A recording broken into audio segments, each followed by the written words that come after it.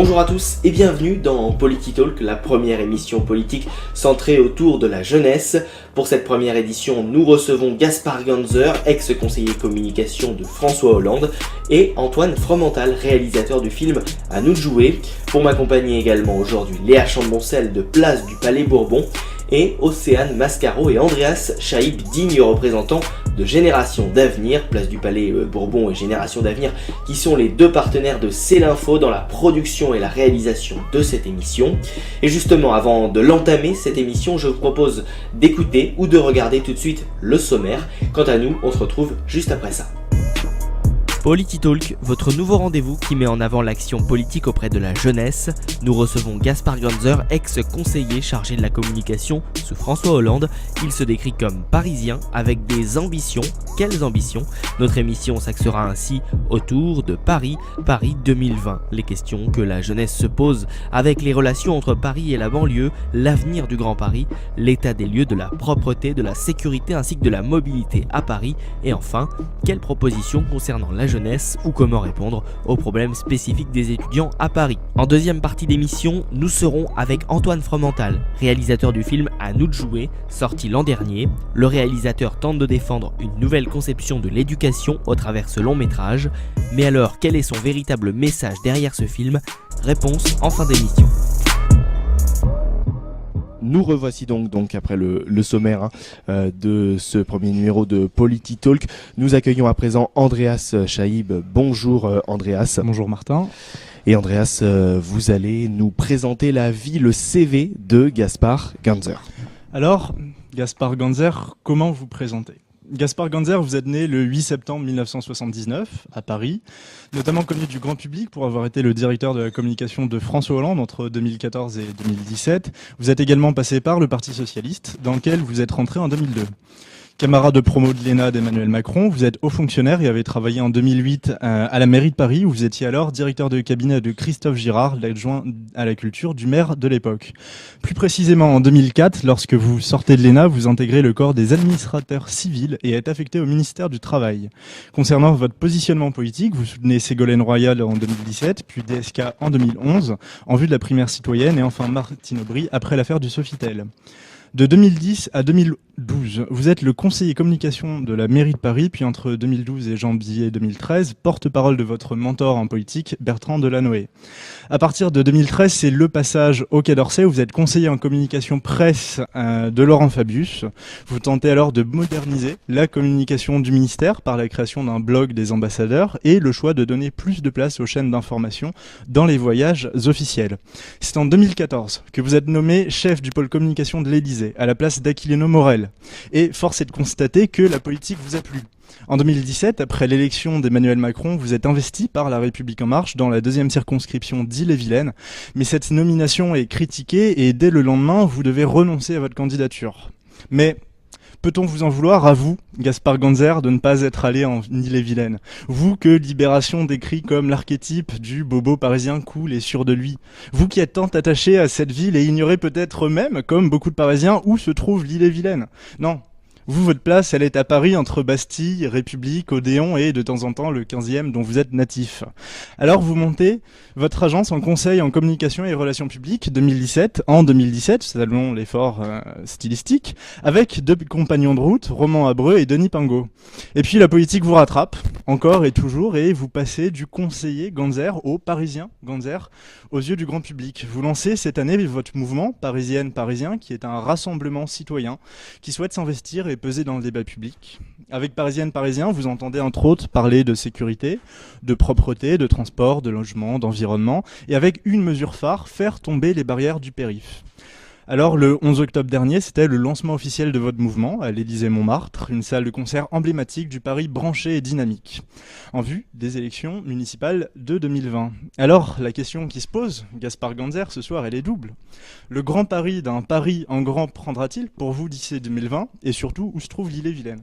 Gaspard Ganzer. Merci beaucoup pour cette invitation dans ce format original, et merci pour ce portrait à la fois sympathique et même élogieux, hein, qui a failli faire rougir. Je faisais souvent la plaisanterie suivante après mon renoncement à la candidature pour La République En Marche à Rennes. Je disais c'est dommage qu'on m'ait pas proposé d'être candidat rue de Rennes parce que j'aurais accepté. C'est dommage qu'on m'ait pas proposé d'être candidat rue de Bretagne parce que j'aurais accepté avec plaisir. On m'a proposé Rennes en Bretagne. Je ne pouvais pas accepter parce que je suis effectivement un parigot, un titi parisien, un bobo parisien, un poulbeau, tout ce que vous voulez, mais totalement parisien. Merci beaucoup Gaspard Ganzer pour cette réponse. On va marquer une petite pause, le temps d'un jingle, et on va revenir à présent avec toi Léa sur Paris, Gaspard Ganzer, ses projets pour Paris et la jeunesse. À tout de suite. Très bien, donc parlons maintenant de votre projet pour Paris, Gaspard Ganzer. Vous avez récemment fait part de votre volonté de bâtir Paris en grand. Et comment comptez-vous y procéder concrètement ? Vous avez annoncé aussi de manière assez audacieuse vouloir détruire le périphérique. C'était quelque chose qui nous a beaucoup intéressé. On aurait aimé avoir votre vision des choses et plus particulièrement vos détails pour aussi le Paris, le Grand Paris. Quel avenir pour le Grand Paris ? Quelle priorité ? Il faut le construire certes, mais avec qui et comment ? Merci pour cette bonne question, une bonne entrée qui est une bonne entrée en matière. Moi, je pense que Paris est une ville trop petite et que cette petitesse est à l'origine de bien des problèmes à Paris. Si on compare Paris avec d'autres grandes capitales européennes, notamment Londres, Madrid, Rome, Berlin ou même Bruxelles, Paris est la plus petite de toutes ces villes. On est 2 à 3 fois plus petit que toutes ces villes. Et cette taille réduite explique bien des problèmes. Surdensité de population, et donc problème de propreté, problème de saturation des transports, problème d'inflation immobilière. Donc si on veut faire baisser les prix du logement, si on veut désaturer les transports, si on veut que les rues soient plus aérées, plus propres aussi, si on veut mieux respirer dans cette ville, il faut agrandir Paris. Et agrandir Paris, c'est pas agrandir Paris administrativement ou politiquement. La priorité, c'est de l'agrandir d'un point de vue urbanistique et architectural. Et c'est finalement le sens de l'histoire de Paris. Puisque vous le savez certainement, mais Paris n'a fait que grandir par cercles concentriques depuis sa création. L'île de la Cité, le mur des fermiers généraux, puis l'enceinte de Thiers, puis la zone qui a été recouverte par le périphérique. Et depuis un siècle et demi, Paris est bloqué dans sa croissance. Comme un adolescent qu'on aurait empêché de grandir. Et je crois qu'il faut permettre à Paris de grandir et d'aller jusqu'au bout de sa croissance. Et cette croissance, elle va au-delà du périphérique. Et c'est pour ça que j'ai proposé de détruire le périphérique. Très bien, donc on comprend effectivement l'enjeu. Vous avez soulevé un point important qui est la propreté à Paris. Ce dossier déchaîne un peu les passions, comme on l'a vu récemment. On a vu aussi que l'adjoint au maire d'Hidalgo avait quitté ses fonctions au début du mois. Il part avec un bilan qui est un peu particulier, compliqué disons, car il y a eu 4 plans qui ont été mis en œuvre sans réelles avancées. Il y a encore aujourd'hui près de 3000 tonnes par jour de déchets qui sont collectés uniquement dans Paris. Il y a les problématiques aussi de recyclage, c'est-à-dire que seulement 20% des déchets des Parisiens sont aujourd'hui recyclés. Quelles sont vos ambitions dans cette matière ? Ce qui est certain, c'est que en matière de propreté, Anne Hidalgo a échoué.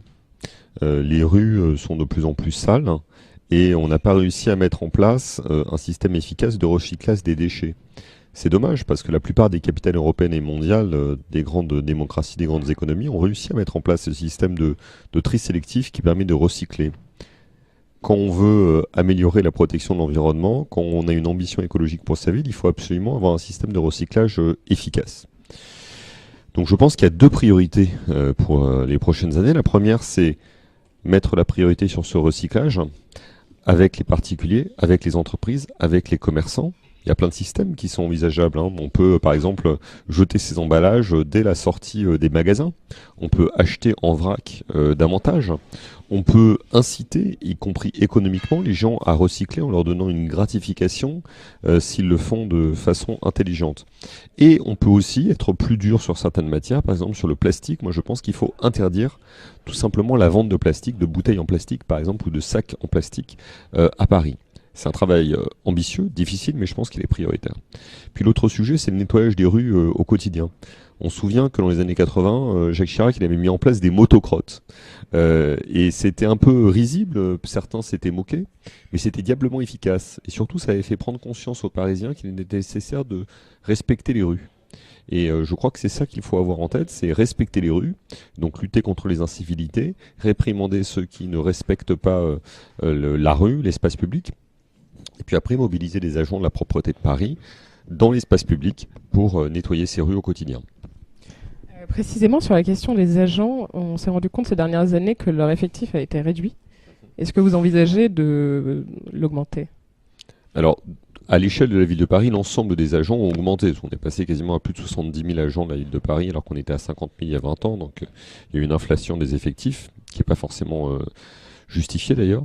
En revanche, sur quelques services publics, dont la propreté, on a plutôt un phénomène d'attrition du service public et des effectifs. Et ça, je pense que c'est dangereux, parce que quand on a un secteur prioritaire comme l'est la propreté de Paris, c'est un peu comme la petite enfance, les crèches ou d'autres, ou la sécurité par exemple, il faut se donner les moyens, y compris humains, de faire face aux problèmes. Question également sur la sécurité. Gaspard Ganzer, on le sait, hein, la sécurité à Paris, c'est aussi l'un des problèmes que peuvent avoir les habitants de Paris, les Parisiens. Il y a de nombreuses rixes entre bandes, et puis bien il y a cette question de la sécurité dans les transports avec ces fameux dealers de crack sur certaines stations de métro. Comment est-ce que vous percevez le niveau de sécurité qui règne au sein de cette capitale française ? L'insécurité progresse à Paris, c'est une évidence. Trafic de drogue, crack, héroïne, cocaïne, cannabis, rixes entre bandes. Ce type de violence existait surtout dans les banlieues des grandes villes françaises. Aujourd'hui, c'est en plein cœur de Paris. Il y a des gens qui se font tuer en plein cœur de Paris. Ici, on est dans le 4e arrondissement, on n'est pas loin de Bastille. Il y a moins d'un an, à Bastille, il y a un jeune gamin, un jeune ado qui s'est fait tuer rue de la Roquette. Et aujourd'hui, il ne se passe plus un mois sans qu'il y ait une personne qui se fasse assassiner dans le cadre d'une rixe entre bandes. C'est inacceptable. Et puis enfin, deux choses. Il y a les touristes qui se font dépouiller de leur portefeuille alors qu'ils sont en train de visiter notre ville. Et puis surtout, parce que pour moi c'est le plus grave, il y a toutes les femmes qui se font harceler dans les transports publics et dans la rue. Une insulte, un geste déplacé, quand c'est pas une agression ou un viol. Et je pense que pour résoudre cela, pour lutter contre cela, il faut se donner les moyens. Il ne faut pas se cacher dans son petit doigt. Depuis longtemps, la gauche est défavorable à l'idée de la création d'une police municipale, d'une police parisienne. Moi, je pense que c'est indispensable. Il faut créer une police municipale rattachée et dépendante de la ville de Paris, sous l'autorité du maire de Paris, qui aura comme responsabilité, non pas de lutter contre le terrorisme ou de protéger les édifices publics, ça c'est le rôle de la police d'État, mais de rassurer les Parisiens et de garantir leur tranquillité. Un autre sujet qui est assez fondamental pour les Parisiens et les Franciliens, le coût de la vie. Vous nous disiez tout à l'heure qu'en créant le Grand Paris, ce serait aussi l'occasion de venir pallier le problème du prix de l'immobilier. Mais en réalité, on se rend compte que dans les villes aux abords du périphérique, qui sont comprises dans le Grand Paris de demain, les prix augmentent également. Il y a le coût de la vie. Aujourd'hui, 8 cadres sur 10 envisagent de partir de l'Île-de-France et de s'installer en province. Qu'est-ce que vous pourriez faire, ou qu'est-ce que vous envisageriez de faire pour essayer d'éradiquer ce phénomène ? Que les familles quittent Paris ou le Grand Paris, c'est une très mauvaise nouvelle, parce que c'est un signe du déclin d'un territoire quand les familles le quittent. Moi, je suis père de famille, d'une famille recomposée de 4 enfants, et je suis très fier de pouvoir élever mes enfants ici. Même si ça nécessite de se serrer ou de consacrer beaucoup d'argent à son loyer. Mais pour lutter contre le logement, contre l'inflation des prix du logement, il ne faut pas simplement agrandir Paris.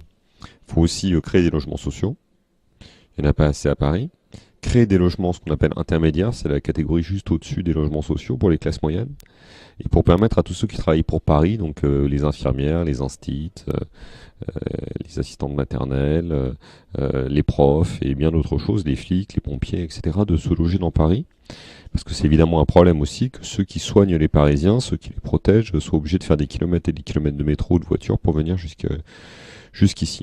Et puis enfin, je pense qu'il ne faudra pas exclure deux choses. Un, d'être extrêmement offensif et dur avec ceux qui font de la location meublée touristique, donc Abritel, Airbnb et tous les autres. Parce qu'il y a beaucoup trop de nuitées qui sont possibles en termes de location Airbnb. 90, c'est absurde, il faudrait descendre à beaucoup moins, peut-être 30.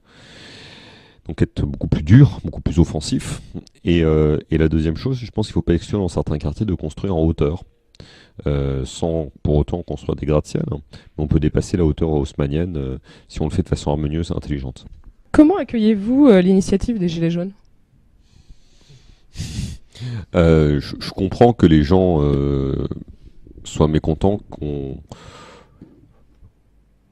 que les carburants augmentent quand ça leur prend du pouvoir d'achat. De l'autre côté, il faut quand même comprendre qu'aujourd'hui, ce n'est plus normal de consacrer tant d'énergie à une énergie polluante comme l'essence ou le diesel.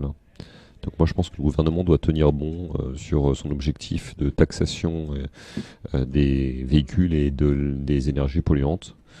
Moi, par exemple, j'ai acheté un scooter électrique d'occasion parce que même si l'électricité elle est produite notamment par l'énergie nucléaire, elle est aussi produite par l'énergie renouvelable, mais je suis certain qu'en tout cas elle fait moins de pollution que le diesel ou l'essence, déjà moins de pollution sonore parce que ça fait quasiment pas de bruit un scooter électrique.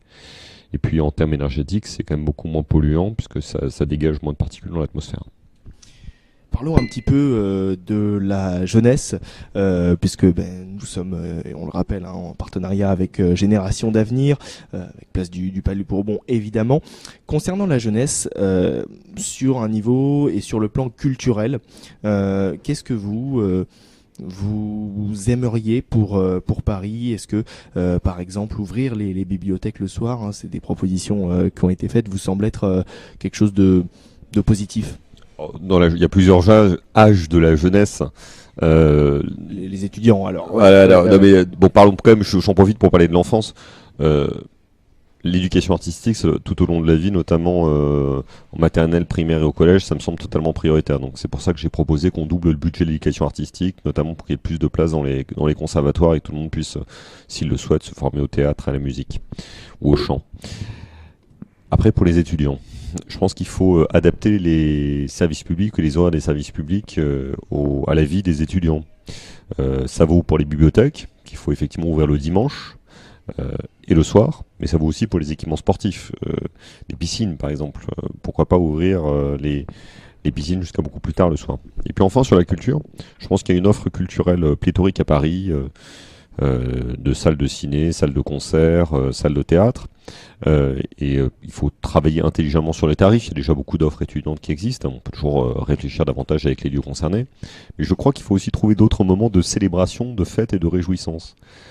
Parce que ce que j'aime dans la ville de Paris, dans la vie à Paris, c'est aussi les terrasses, les fêtes improvisées, le tapage nocturne intelligent, on va dire, sur les places, et les fêtes qui n'en ont pas l'air et qui commencent au début du jour et qui se terminent à la fin de la nuit. Et concernant également toute cette province et ces jeunes de province qui peuvent se déplacer à Paris, alors que ce soit pour un week-end, pour des vacances ou pour les études, qu'est-ce que vous pourriez conseiller à ces jeunes de province? De profiter totalement de cette ville, qui est pour moi la plus belle ville du monde. Moi je suis né à Paris, donc j'ai pas eu la chance de monter à Paris, mais j'aurais adoré vivre cette expérience. Donc résultat, je suis monté sur la butte Montparnasse, Montmartre et bien d'autres. Et c'était aussi une expérience en soi, parce qu'on a toujours un Paris à découvrir. Non, je leur profiterai de totalement profiter de cette ville et de le faire librement. Moi, je pense que la meilleure façon de profiter de cette ville, c'est de la découvrir en passant, en circulant, en marchant dans les rues. Merci beaucoup Gaspard Ganzer d'avoir répondu aux questions de Léa et puis à ces premières questions sur Paris, sur la jeunesse. On va à présent ouvrir ensemble une autre séquence, la séquence Génération d'Avenir. Alors on sera avec Océane dans un tout petit instant. Océane qui vous a prévu quelques questions et puis une chronique qui sera désormais habituelle dans le Politique Talk. Mais avant cela, deux membres de Génération d'Avenir, Omri et Edouard Édouard. On va commencer dans un instant par écouter la question d'Omri. Omri a voulu justement vous poser une question, la question au format selfie, voilà, dans un format un peu novateur, toujours dans cette volonté d'offrir quelque chose de nouveau. Ce que je propose, Gaspard Ganzer, c'est qu'on écoute justement la question d'Omri et qu'on en parle ensemble après. Monsieur Ganzer, bonjour.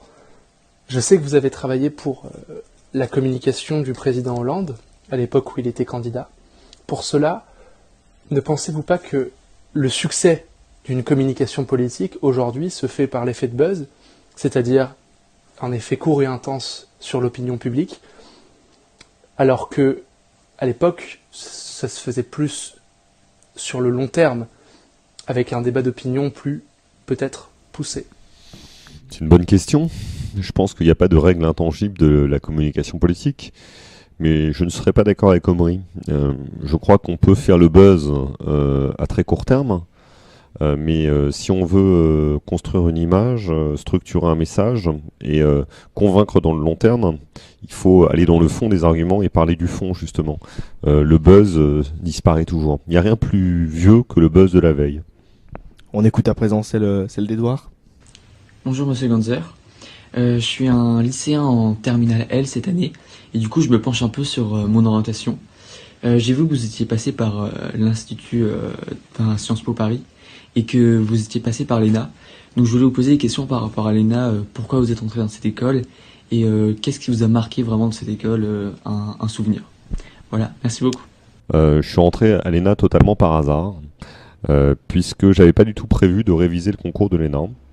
Et c'est notamment pour, on va dire, passer du temps avec deux copines que j'ai décidé de préparer le concours et donc de passer mon été à Paris et aussi dans le centre de la France pour réviser ce concours. Et sur un concours de circonstances, j'ai été admis. Donc il y a beaucoup de hasard dans la vie. Tout le monde n'aurait pas cette faculté. Oui, bon écoutez, un peu de chance, beaucoup de travail et énormément d'audace et beaucoup de choses peuvent se passer. À l'ENA, j'ai assez peu de souvenirs intellectuels, parce que ce qui frappe à l'ENA, c'est la médiocrité de l'enseignement, qui est vraiment abyssale. C'est-à-dire qu'en fait, on régresse intellectuellement dans cette école, c'est frappant. En revanche, comme dans tout moment de sa vie, ce qui vous marque le plus, c'est vos expériences humaines. Et moi, ce sont les amis que j'ai rencontrés là-bas, avec qui j'ai parfois révisé, souvent joué au foot, et passé des soirées interminables à boire, à manger des flamencuches et à chanter dans des karaokés. Et ça, je m'en souviendrai toute ma vie. Donc finalement, à l'ENA, on n'apprend pas forcément à apprendre de manière théorique, mais on apprend à faire des rencontres et... Je crois que c'est toujours ça dans les études. Dans les études, on oublie en fait assez vite ce qu'on a appris pendant ces études. Moi, j'ai fait aussi un peu de droit, j'ai tout oublié des règles de droit que j'avais pris à l'époque. Mais en fait, ce que je n'ai pas oublié, c'est les gens que j'ai rencontrés à cette occasion-là.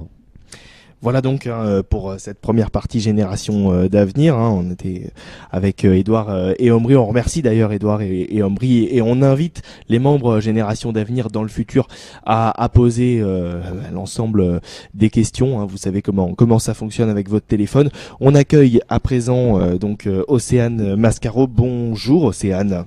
Bonsoir. Océane, donc tu es membre Génération d'avenir. Juste avant d'entamer la chronique, rappelle-nous juste ce que tu fais, ton âge et ce que tu fais comme étude. Donc je m'appelle Océane, j'ai 17 ans et je suis en prépa BL à Henri IV, comme Emmanuel Macron. Et donc Océane pour... je vous souhaite d'avoir l'école normale supérieure en revanche. Merci. Et donc Océane, pour cette première chronique, tu as évidemment choisi de parler de Paris et plus précisément d'un sujet qui te tenait à cœur. Absolument. Bonsoir Gaspard Ganzer. Bonsoir. Il y a quelques jours, une élève de ma classe qui habite en banlieue me disait « Paris c'est comme une lampe et en banlieue tu te sens comme un moustique. Tu es attiré par Paris, tu gravites à l'extérieur et puis tu décides d'y entrer. Mais tu ne peux pas y rester trop longtemps parce que tu risques de t'y brûler les ailes. Alors tu ressors et tu y reviens plus tard, à l'infini. » Paradoxalement, la gravitation autour de Paris semble bien plus complexe que l'entrée dans Paris. L'organisation radiale des lignes de métro est en cause, mais le Grand Paris a pour ambition d'y répondre. Soit. Toutefois, il semble qu'il y ait autre chose. Une attraction teintée de répulsion, une fascination pour Paris, accompagnée du sentiment de ne pas y être à sa place. Ce sentiment se retrouve chez les jeunes en général. Il y a un problème de légitimité de la parole. La question, c'est où s'exprimer. L'une des forces d'expression radicale qui s'est développée récemment prend la forme des Black Blocs. Au-delà des caricatures de casseurs assoiffés de destruction gratuite qui ont pu en être faites, l'émergence de ce mouvement traduit tout de même l'impression de ne pas être écouté et de devoir prendre la rue pour être enfin pris au sérieux. Les structures existantes, comme les conseils de la jeunesse, les conseils des générations futures, ne sont pas suffisamment connues des jeunes et ont souvent l'image de réunions interminables qui ne servent pas à grand-chose. Ainsi semble émerger un conflit multiple à Paris, presque générationnel.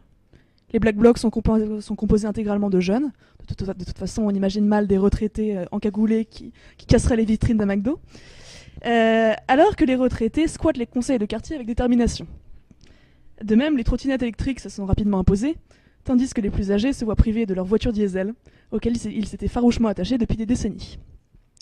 Et à propos de la place de la voiture à Paris, se pose la question récurrente de la piétonisation des voies sur berge. Comment interpréter les conflits qu'elles suscitent? Il est difficile de les résumer à un conflit générationnel, et à vrai dire, des oppositions similaires à celles qui se structurent autour du 17 novembre, dont on parlait tout à l'heure, se dessinent. Est-ce l'opposition entre des écologistes et des pollueurs qui se refusent au sacrifice? Est-ce un délire parisien, loin des préoccupations de la banlieue ou de la province? Est-ce une marotte dévastatrice de technocrates déconnectés de la réalité, des bobos inconscients de la vie de ceux qui n'ont pas leur chance? Peut-être. Mais reste que ces problèmes sont à différentes échelles, symptomatiques d'une même réalité. La nécessité pressante, urgente même, de la décarbonation. Des solutions discutables, ou du moins discutées, qu'on dit non efficaces. Dans tous les cas, la vie continuera comme avant, il faudra bien toujours aller au travail, la circulation sera reportée sur le périph', les gens devront toujours prendre la voiture, quitte à payer plus cher. Ce qu'on espère, à vrai dire, de ces mesures, c'est un changement à long terme. L'abandon de la voiture ou son remplacement par la voiture électrique. Il est évident que ces mesures représentent, à court terme, un poids financier considérable, malgré toutes les aides qui peuvent exister, mais pourtant elles représentent une tension indéniable vers un assainissement de notre mode de vie.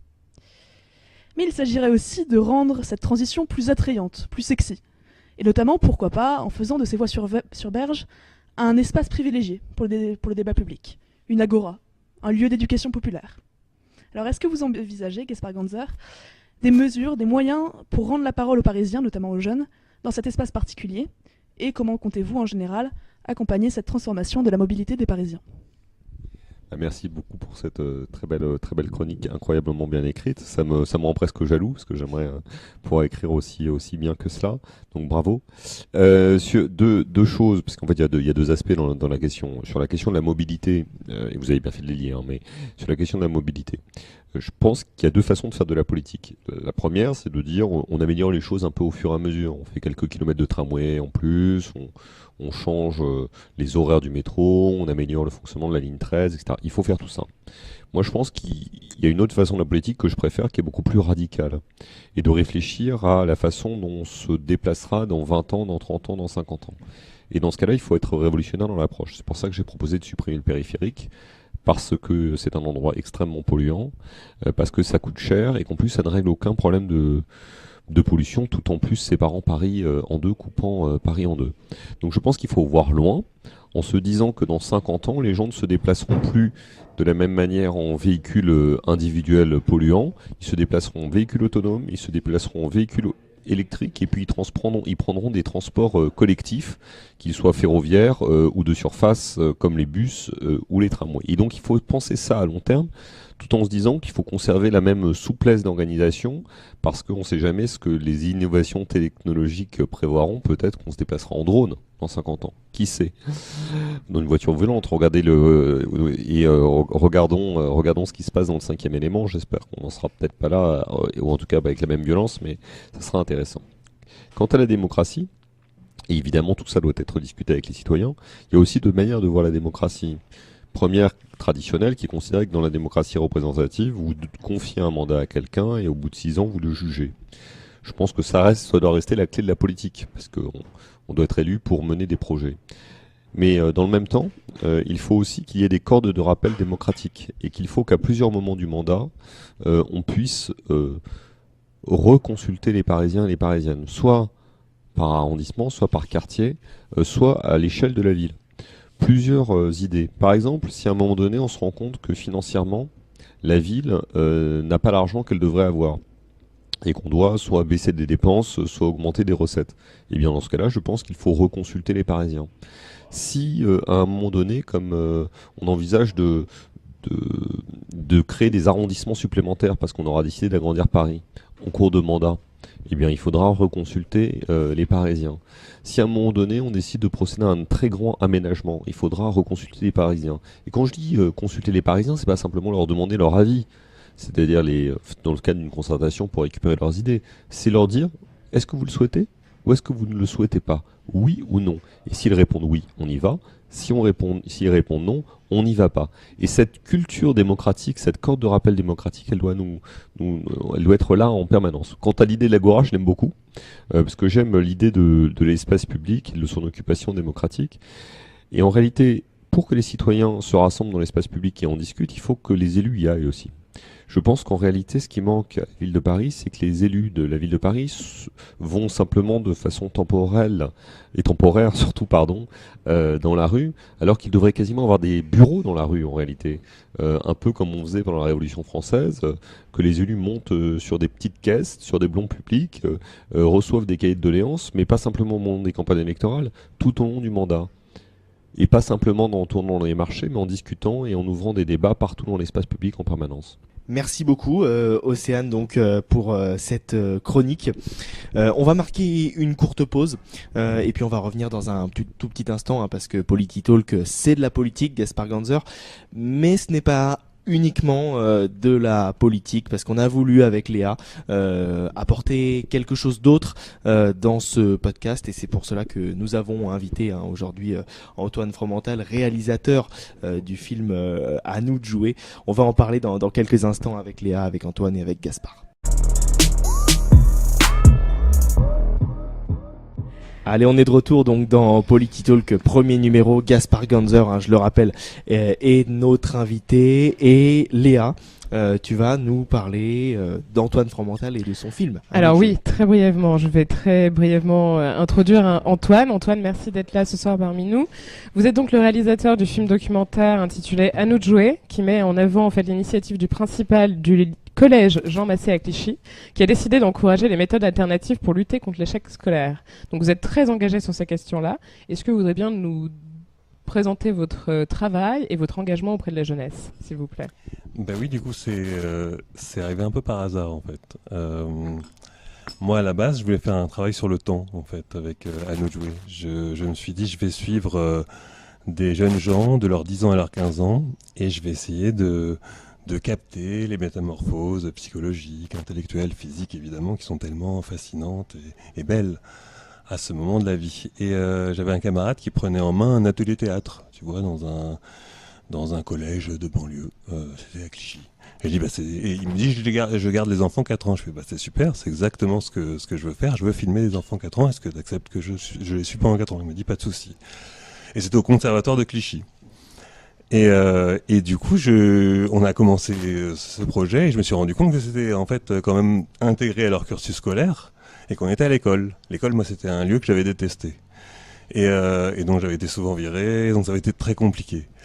Et je me dis, j'ai une espèce d'angoisse qui revient comme ça. Je me dis, mon Dieu, le principal de ce lycée, de ce collège, si je m'en fais pas un ami, il va m'envoyer, il va me dire, vous êtes gentil avec vos caméras, mais vous prenez la porte. Donc il faut que je montre patte blanche, et que donc j'ai fait une sorte d'entretien presque diplomatique. En fait, je n'attendais pas grand chose.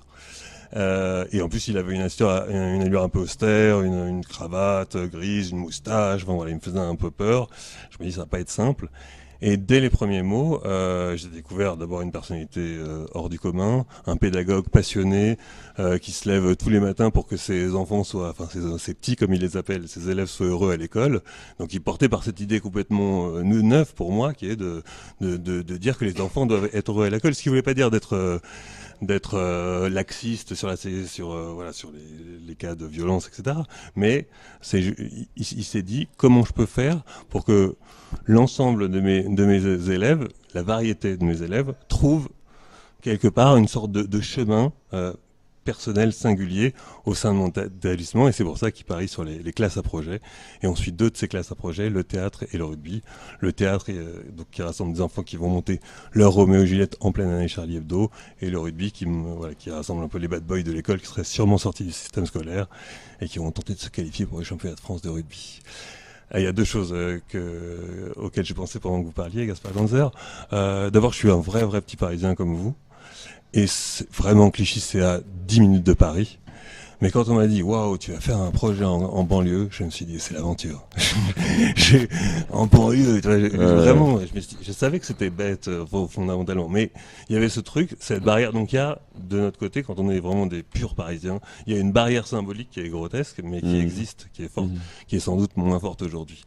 Et puis j'ai découvert Clichy. Et Clichy, moi, ce qui m'a touché, c'est la mixité qu'il y a. C'est-à-dire, comme il y a un peu des bobos qui y mettent leurs enfants, parce que c'est quand même tout près de Paris, il y a aussi des classes populaires, et c'est assez beau, et ça fonctionne plutôt bien. Donc cette espèce de destruction du périphérique symbolique dont vous parlez, j'y suis assez sensible. Mais j'en ai une crainte, puisqu'on a parlé d'immobilier. J'ai une toute petite crainte qui est pas, voilà, j'espère que ce sera pas le cas. Mais j'ai peur qu'effectivement, ça chasse complètement les classes populaires, des banlieues toutes proches de Paris, comme ça le fait un peu à Montreuil, comme ça peut le faire à Clichy.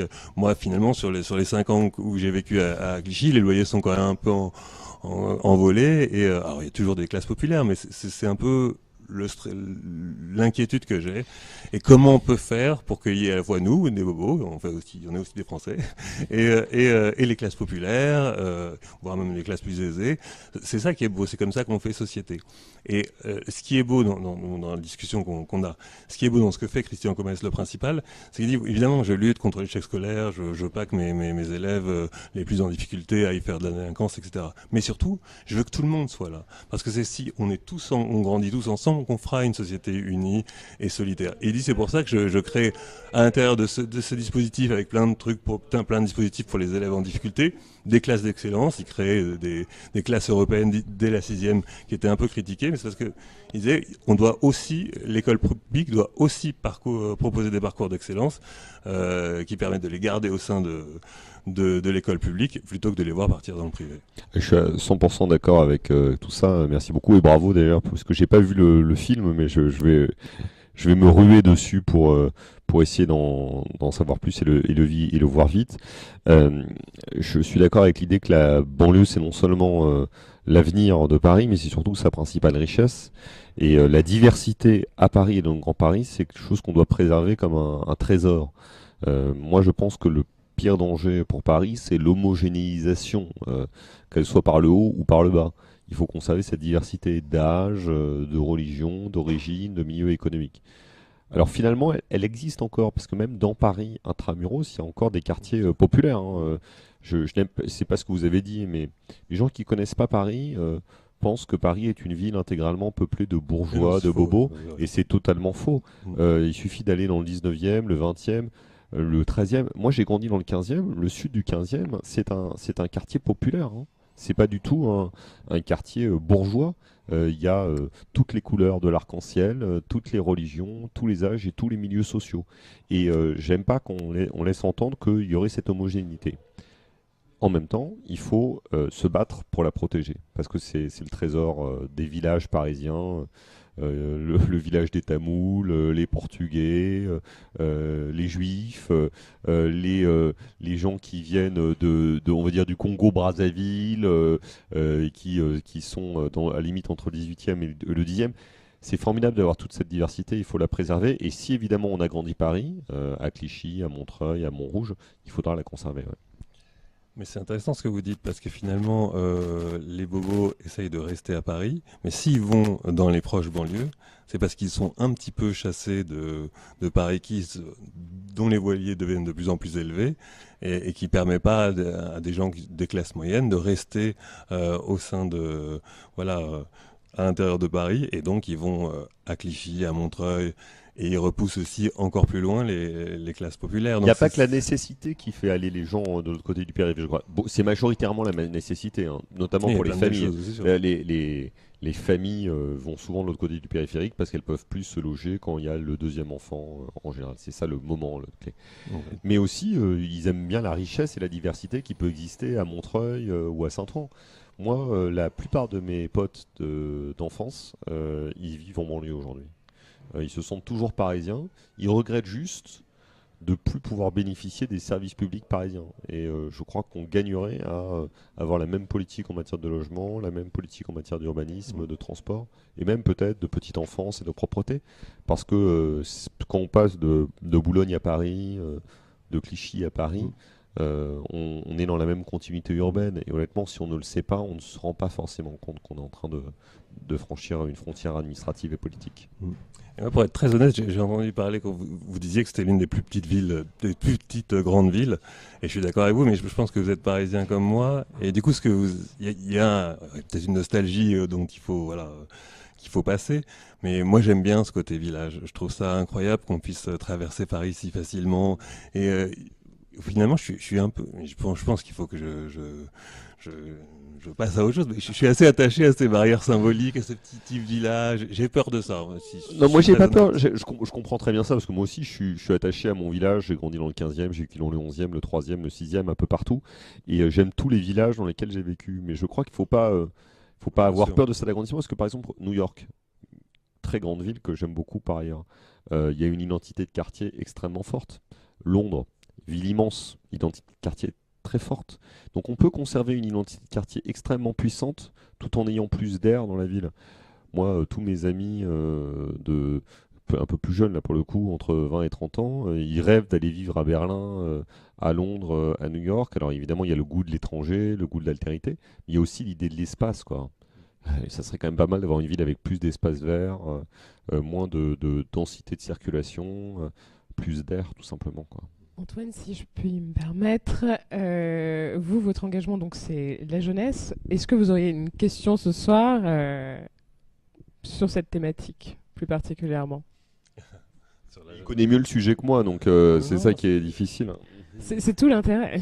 C'est vrai, bon, c'est une question un peu classique, mais c'est sûr que le principal de mon collège, finalement, il met en place des classes à projet. Donc, il y a des classes théâtre, il y a des classes rugby, il y a des classes en natte, des classes musique. Et parce que ça marche, en fait, il m'a dit, voilà, je suis pas un utopiste. J'ai travaillé dans les plus difficiles établissements de Seine-Saint-Denis. Et j'ai vu que l'éducation frontale, classique, avec 30 élèves devant un professeur, ça ne fonctionnait pas, en tout cas pas partout. Et qu'il fallait donc proposer une pédagogie plurielle, plus ouverte, etc. Et évidemment, ça coûte de l'argent. Ça demande d'ouvrir l'école à d'autres intervenants. Et je ne sais pas si vous avez des solutions. Non, mais j'ai oublié de réagir là-dessus, parce que je suis très attaché à ça.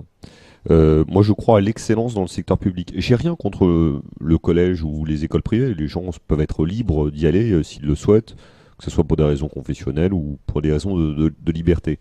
Moi, j'ai fait mon primaire dans le public, j'ai fait mon collège dans le privé et mon lycée dans le public. Donc, j'ai vu les deux systèmes. Mes enfants sont dans le public, mais si un jour, pour des raisons de choix, ils décident d'aller dans le privé, ça ne me choquera pas et on pourra en discuter avec leur mère.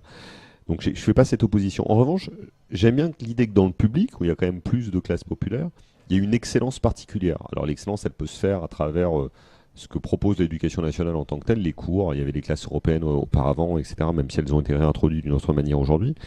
Il y a les prépas, etc. Mais je crois que la ville de Paris, ce qu'elle peut faire, c'est deux choses. Un, la rénovation des bâtiments. Parce qu'évidemment, quand les bâtiments sont en mauvais état, on a moins envie d'y mettre ses gamins, ou les gamins ont moins envie de respecter l'école. Et puis l'autre chose, c'est tout ce qui va autour. Les cours de théâtre, les cours de musique, le sport. Moi, je suis très ami avec un prof de sport qui est au collège Georges Braque, dans le 13e. Collège donc, très populaire. Ils ont des classes rugby, exactement comme dans le documentaire. Et ça fédère tous les gamins du collège. Et ça marche super bien. Je ne sais pas si vous connaissez le rugby, mais il y a un joueur de rugby qui s'appelle Wesley Fofana, qui est un des joueurs de l'équipe de France. Et c'est un gars de cité, quoi, d'à côté du collège Georges Braque. Et il est passé par là et après il a fait une super grande carrière. Et il a joué aujourd'hui à Montferrand, à Clermont-Ferrand et en équipe de France. Et je crois beaucoup à ça, à l'excellence sportive, l'excellence culturelle, l'excellence académique. Et il faut mobiliser de l'argent. Surtout que la ville de Paris a des ressources pour faire cela. elle a des profs en primaire, des profs de musique, des profs de sport. Il n'y a que les Parisiens qui savent ça, mais on est la seule ville de France à avoir un corps enseignant en musique et en art plastique. Et ça, c'est une chance, quelque chose qu'on peut développer. Et puis après, on a aménagé les rythmes scolaires, et donc on a des heures possibles, notamment en primaire, pour offrir d'autres choses aux enfants. Après, au collège, c'est encore autre chose, c'est encore plus de moyens, mais je crois que c'est totalement nécessaire. Voilà, donc c'est là-dessus que nous allons terminer ce débat et cette première émission de Politalk. Je tenais tout d'abord à vous remercier, vous. Merci à vous, je suis très flatté d'avoir été invité à la première émission. Voilà, vous avez posé une pierre à l'édifice, mais peut-être que vous reviendrez, et quand vous reviendrez, vous aurez un autre statut, qui sait. On sera pas loin de l'hôtel de ville, on ne sait jamais. Exactement. En tout cas, si un jour je deviens maire de Paris, on fera une émission à l'hôtel de ville, c'est un engagement que je prends aujourd'hui. Avec grand plaisir. Merci beaucoup. En tout cas, nous retenons. Je remercie également Antoine Fromental, je rappelle, donc réalisateur du film À nous de jouer. Et puis, je vais remercier évidemment Léa de m'avoir aidé à préparer cette émission. Je vais également remercier Andreas, qui est le président de Génération d'Avenir, membre de Génération d'Avenir, Océane Mascaro, qui était avec nous ce soir. Et puis à la caméra, on avait Philippe, qui était avec nous également pour l'enregistrement de ce premier Politalk. On se retrouve dans une quinzaine de jours avec un nouvel invité. Cet invité, il sera Pierre-Yves Bournazel. Nous aurons également l'occasion avec lui de parler de divers sujets. Paris, mais pas que, parce qu'il y a évidemment autre chose que Paris. Et d'ici là, donc, je vous souhaite une belle journée, une belle soirée. Ça dépend de l'heure à laquelle vous nous regardez. Et puis je vous dis à très bientôt sur C'est l'Info, sur Génération d'Avenir et sur Place du Palais Bourbon.